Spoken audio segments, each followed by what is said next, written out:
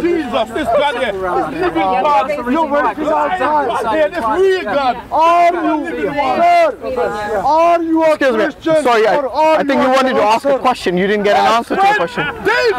Was it some specific question? I'm a Muslim, by the way. You can ask me if you want. Okay. No. I just wanted to thank you guys for coming and for like doing this, because it is good to like make people think, you know. Because I'm not against any religion. I think they're all great. I just don't appreciate how he's bashing on the Christians. He's really emphasizing on the amount of books, and that's not what matters. It's the content, not the context. You know what I mean? So I don't really appreciate how he's doing that, how he's not listening. I think what he's doing is a great cause, and I just wanted to shake his hand and thank him for doing this. I mean, it's not about, obviously, I mean, I don't know if you, is this your first time in Speaker's Corner? We're from America, so yeah. Yeah, I realize that. It's your first time. Because there are many people who come here, there are Muslims who come here, and there are Christians who come here. There's a lot of bashing about religions here. So it's not only one person doing it. I mean, because I think because of the way, because of the weather, that's why you see only one person. Normally it's like quite crowded here. No. Yeah. But what do you think of what he said with regards to Jesus being a man and not God? What is your view with regards to that? So we see it as in order for like God to show us like the suffering and whatnot that he go through, he went through the stages of the cross. Like he knew when he was a teenager that that's what he was going to be doing. Right. He knew that that's what his like ultimate goal was to do, is to show us like the good like way to live and like all the suffering, what he's willing to do for us. As God in heaven, he can't do that, like, because there are people that only will believe by Sorry, God in heaven can't do. So you're saying God in heaven doesn't know the suffering on the earth? No, he knows the suffering. We don't. Like, we don't understand the suffering he's willing to go through for us. No, but why is that necessary? Why is it necessary for God to go through suffering? Because in order to understand us, he knows us, right? For sure, but he's trying to reach out to those that were straying so far from like him. So that's what he was doing, is he was like reaching out to those of us that like, you know, and to save like our sins. But isn't that what exactly what the prophets did? For example, Moses, David, Abraham, all those prophets who came before, didn't they do that? Didn't they try to reach out to the poor, to the one who were oppressed, to the one who were in need of salvation? Yes, they did. And so did our saints, because as Catholic we believe in saints. Oh, you're a Catholic, okay. Yes, I'm a Catholic. Right. So I mean, obviously nothing negative, because I know majority of the Christians are Catholics, so I do recognize that as a mainstream Christianity. But what I'm saying is that what I don't understand is, why does God need to suffer in order for humanity to be saved? That's what I don't understand. Because you see the Abrahamic faith, there's like three faiths here: Christianity, Judaism, Islam. Judaism and Islam do not believe that God becomes a man, or he suffers, or anything, basically any other weakness that human beings have. For example, there's a clear verse in the Bible which says that God is immortal. Now, if God is immortal, and then you say Jesus is God, there's some sort of a contradiction here, because one died and the other didn't. Right, but so we believe in like life everlasting, of course. So like when you can go to heaven and then you live there forever. So what he did is he came down to earth. Granted, I'm not a professional, obviously, in this. I'm just a Catholic person that's trying to... No, that's fine. I mean, I want to know the reasoning behind your faith. And to save our sin, but the thing is he's a very loving God, and I don't know that much about like your guys' gods. I'm gonna be honest, I don't. I wish I did, and I think like it's he's loving. Obviously, God is loving, but God is also just. Oh, he is just, so just because he's loving doesn't mean that everyone gets to go to heaven. That's why we have Catholics believe when he up to the point before Jesus was here, if you did mortal sins, you went straight to hell. There was no really? There was no confession or anything like that. So you don't believe there was forgiveness before? No, there was forgiveness. Right. Like if you committed like a mortal sin, like something, because we I see, like murder or something like that. Right. So if you did something like that, like you were screwed. You weren't going to go to heaven. So what happens now? Now, let's say you do a mortal sin, right, or even a venial sin. We go to confession as Catholics, and what that is it's just like you being forgiven. Where most Christians believe, like if you, no matter what sin you do, as long as like you like believe in like God, like you can still go to heaven. Where we as Catholics believe, you have to go through that humility and like through that process of like talking to God Himself, like through like the church and being like, okay, the confession, so confession. So you're saying if somebody murders, you can just confess for it and you go scot-free? No. How does does it work? So, I mean, you have to change as a person too. It's not just you go to confession and like, boom, like you're good to go. You know, before there was like death penalty for somebody who murdered. There was death penalty for adultery. Yep. I'm trying to understand what happens now for a person who has actually murdered someone and he has been convicted of that murder. Yep. So how would you, as a person from, just say you're a judge and you do justice based on what the Bible says. Yes. So from the New Testament perspective, Yep. how would a person or how would the victim of that murderer get justice if all he has to do is just confess for it? That's not all he has to do though. So you confessing is just a step. It's just a step saying like, hey, yes, I'm heartfully sorry. Obviously, I'm sorry enough that like, He's repenting, I'm coming basically, here. yeah. Yes, I'm repenting and I'm doing it in a humility way, you know? Right. So there's that. But you actually have to change as a person. Like the thing No, is, what about the justice part? The justice for the victim? Honestly, the suffering of trying to become a better person. If you murdered someone, there's obviously something going on wrong with you, or if like you repetitively do. Well, you're a criminal, aren't you? There got to be some justice served. Yes, there because is. the justice of the law of the land will obviously either give him a life sentence or a death sentence, depending on which law you follow or which country. So I'm saying if you were a Christian and you abided only by the New Testament.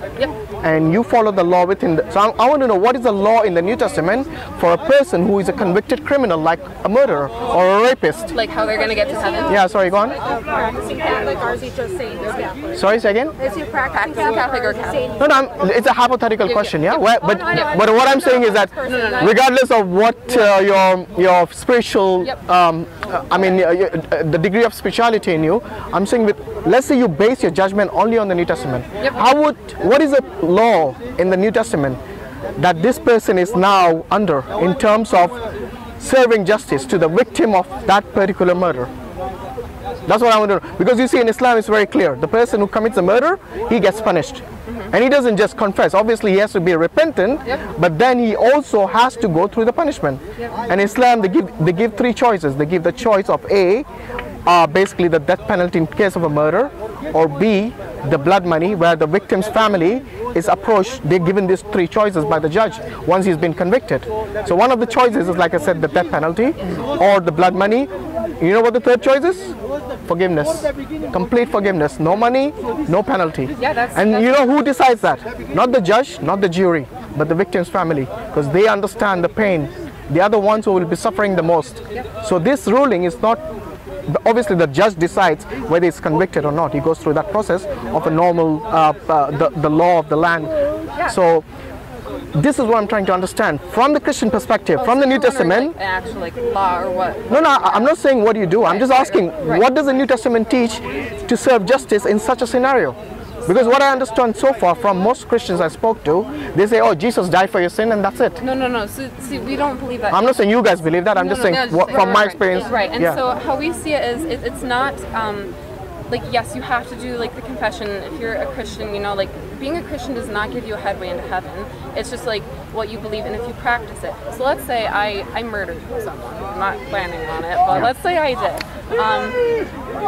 Me going to confession would be the step, like, me telling God, like, so that's step one. Understand.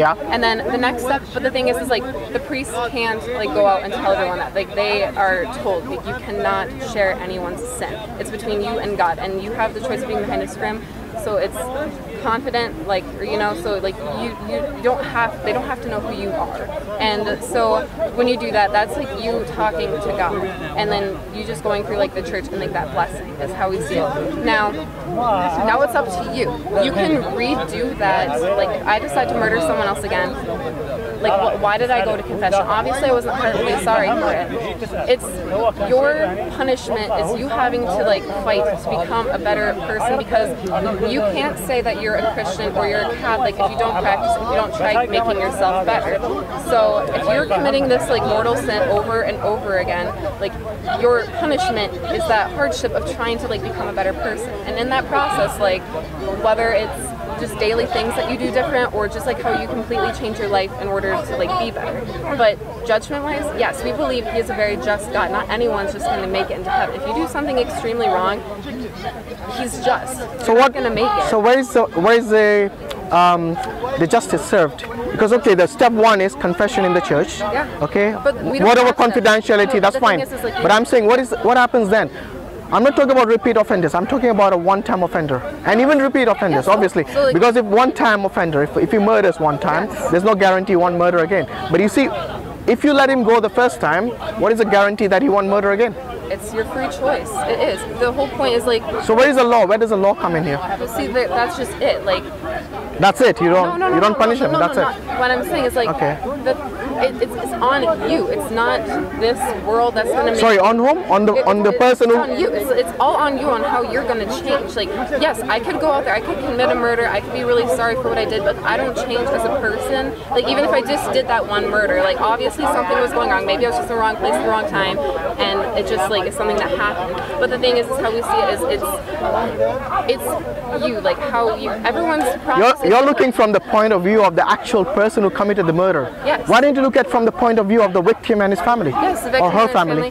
Yes, and how will they? For example, let's say somebody murdered somebody in your family. Yeah. Do you not want to see justice served, or do you just say forgive every time? And these people who you forgive all the time, then what happens is these people, they get complacent and they go on committing repeat offending. They become repeat offenders. And I can see where you're coming from, but as how we see it is like we can be like, so if someone like murdered someone in my family, like I'm going to forgive them. I'm not going to forget. Like obviously I'm going to go through like the legal process like of this world to like make sure that's different. But like spiritually wise, like that's what we're talking about. Spiritually wise, and spiritually wise, my job is to forgive them. If I have a grudge against them, or if I am just feeling angry, or even if I hate them, that's a mortal sin. Like that's now me that's committing a sin to them. Do you think that's that approach is practical? Yes. So imagine a person like Hitler comes and attacks your country. What do you do? Just sit by and say you're forgiven? No. Then what do you do? I can make. You're going to fight him back? Yeah, but like the thing is like I can forgive. And is that something that the New Testament teaches? That's what I'm trying to get. I'm not trying to ask you what's your personal opinion. You see, because we can be. I'm telling you what my religion says, and like so, if there's a war, Catholics are not against war. Like let's say like a Hitler thing happened all over again. We're gonna be like, yes, like go to war to stop this bad thing that's happening. Like stop it. But we need to forgive them. We need to forgive them, but it doesn't mean like us forgiving. What does forgiveness mean in this context? Because to be honest, when there is a war, when somebody is coming to attack your country, yes. I mean, when you see the little children being bombed and killed in front of you, you don't want to go around just saying forgive you, forgive you, forgive. You see, it's not practical. No, like you have to be like on your defense, obviously, but like. So a lot of Christians are being like persecuted in other countries right now. Yeah. And as our job, like I don't hate that religion that's doing it because I know it's not the religion that's practicing it. It's just like radicals. That's all it is. It's just and you got radicals on both sides. Exactly. You have for example, you must have heard of the ISIS. Yes. You know who are the main victims? The Muslims. Exactly. Like they're attacking So the Muslims are the majority of the victims are the Muslims. Exactly. But you see, we are not talking about fringe groups. That's the reason I went to the Bible. I want to know from the Bible's perspective, from the New Testament's perspective, I do not see a clear law stated as to what happens to a murderer. Because I remember this passage about this this woman who had committed adultery or something, and the Jews were going to stone her, and Jesus says something like, the one who did not commit a sin shall cast the first stone. So this is completely opposite to what was happening in the Old Testament. So that's not showing you the whole story. That's just a phrase. Right. If you kept reading what it goes on basically saying, is that Jesus was like, whoever has not committed a sin, cast the first stone. Meaning like, you guys are all sinners. They all dropped their stones and they walked away. They didn't stone her because they have all committed a sin. Jesus is saying like, we have all sinned. And we have. And so like, it is for us not to judge. We are not supposed to judge her because of her sin, because you have sinned too. A sin is a sin. Yes, there are some that are worse than others, but in God's eye, every sin is hurting him. So me murdering someone, yeah, it's obviously. But didn't God? Sorry to cut you off, but didn't God make that law to stone to death anyway? That was an old one. When Jesus, that's what I was trying to tell him. Wasn't Jesus God in the Old Testament? Yes, but when so he made the law. When Jesus came, but then later on, the thing is like times changed. Religion stays the same, but like, so yes, back then stoning someone for a sin like that was big. But then when Jesus came, that's when like confession was available. He's the one that started like Catholicism, because before then, as I said, like the Jews believed like if you committed a major sin, like you were going to hell. Now you did Jesus recognize the Old Testament laws? Did he recognize it? Yes, he recognized. So when he said that, obviously during that he recognized the process of where they stoned the adulteress, I mean, he said that whoever has sinned shall cast the first stone. If the law was, I think He said whoever's not he did not say the law is no more now. You cannot stone anymore. You see what I mean? He's still acknowledging that the law is existing, but there's a condition now, and the condition is you got to be sinless somehow. I don't know. That's what it implies over there. But the question arises: Jesus was sinless.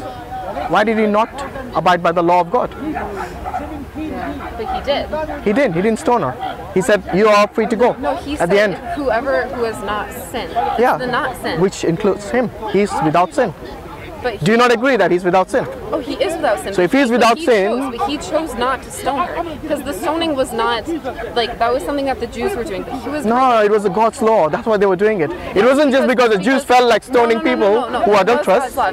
But that's what I'm saying. It's like the Jews were supposed to like become like Catholic. Like a lot of them did. All of the Catholics like Catholics came way back. I mean, way afterwards. Not okay. Anyway, that's a different story. No, like when Catholicism started was when Jesus came and he did the Last Supper. The Last Supper, that was the beginning mass. That was the first mass, and from then that's when that's when Peter like started putting into practice, and that's when he started going and spreading the word. You know, there's actually a passage where Jesus, where Jesus, it's in Matthew 15, I believe, the very beginning, where Jesus rebukes these Jewish people who are mocking his disciples. They say that, look at your disciples, I'm paraphrasing, who do not even wash their hands before eating or something like that. And Jesus tells them that, why do you, for the sake of your tradition, he's telling the Jewish, I think it was the Pharisees he was speaking to, why do you, for the sake of your tradition, do not abide by the law of God? And the law of God was, anyone who curses their mother or father shall be put to death. Now you see, this is an Old Testament law, and Jesus here is trying to basically rebuke them for stopping or not practicing that particular law of God. Okay. So the law of God, or the Old Testament law, was something that Jesus is now telling them that why do you not perform according to what God has told you to do? Anyone who curses a mother or father shall be put to death. This is Jesus' word in Matthew 15. Now I'm asking, I mean, if the Old Testament laws were no more applicable, why is Jesus now rebuking them for not following it? This is like 1400 years after Moses. Yes. 1400 years. So in the Old Testament, from what I understand and what I've been told and taught. Oh, sorry, this is in Matthew. This is in the New Testament, by the way. Yes, I'm saying, but in the Old Testament, it was a lot stricter. It was a lot stricter, and there was like a reason behind that. It was just to get like people on the straight and narrow, and like this is like how it is. But then people started straying and going all over the place, and what really needed to happen in the New Testament when Jesus came is there just needed to be like more. Sorry, I can barely hear you. Is it okay we move a bit here? Yeah. So sorry guys. We're just moving a bit here because I can barely hear what. I don't want to. Yeah, I have to go. So I'll that's fine. Thank you for talking. This has been actually no really problem. fun and a good experience, actually. So. Yeah.